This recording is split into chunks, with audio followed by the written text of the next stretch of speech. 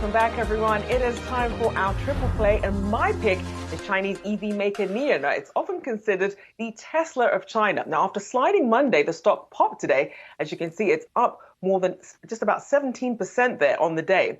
Now, investors bought the dip ahead of the unveiling of NIO's newest product launch, which is its ES7 SUV. Now, unlike other EVs, NIO uses a swappable battery that can be switched out for a fully charged one in a few minutes rather than relying on sort of having time with a plug-in charger. Now, 2 years ago, there were doubts that the Shanghai-based company could even stay in business. Its cash balance wasn't enough to provide working capital and liquidity to continue operations. And then, of course, came the pandemic. They also had a cut in EV subsidies from Chinese regulators, as well as more scrutiny for them and other tech giants as well, which also then delayed the launch of this ES7 SUV. The stock is down 42% year to date, but they are banking on these deliveries of these ES7s. They're expected in August, and that could signal wider adoption for the brand. Yeah, Rochelle, the new SUV, we're going to see it tomorrow. But NIO, it's on track for the biggest pop that we've seen since mid-March. Obviously, something that investors welcome, something that they are excited about. But the big issue with NIO, and we've discussed this many times before, is production and deliveries. And when you take a look at that number, in May alone, they only delivered 7,000 vehicles. Yes, that's a step in the right direction. But when we talk about the market size of China and the potential for the company there, they are going to need to scale that production and do that quickly. I think that's the big issue facing the company. You mentioned the COVID lockdowns. You mentioned the fact that there have been the chip shortages have been affecting the company. The company has come out warning about it as late as March, saying that these are issues that they're still expecting to deal with for the remainder of this year. So stock down pretty significantly year to date. Lots of hype. We'll see whether it's a buy the rumor, sell the news type of event tomorrow, but we will see.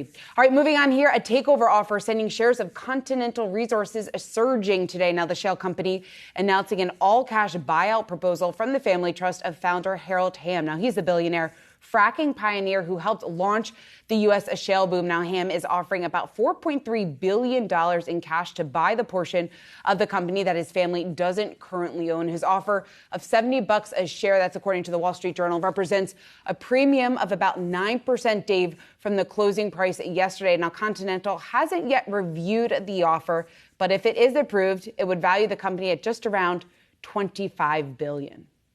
Early word is they are going to have to come up on that and might be undervaluing a little bit. But broadening out on the industry as a whole, some oil and gas news out of Washington, D.C. Oregon Senator Ron Wyden proposing an additional 21% tax on oil companies' profits over what they deem excessive, which is $1 billion. And that's not all, an additional 25% tax on buybacks. Now, will they get full buy-in from all Democrats? Because no Republicans will support that.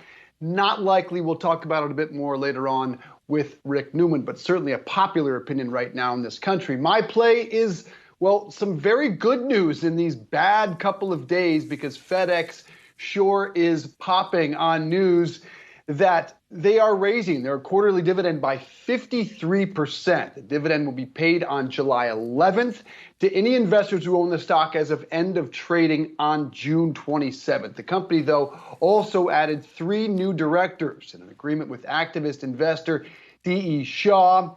Not all. FedEx announcing it will now tie executive compensation directly to shareholder performance.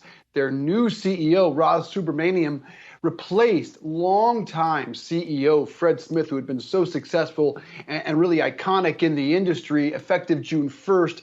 Prior to today, that stock had really been sluggish as of late, but wow, look at the performance today, popping up 14%.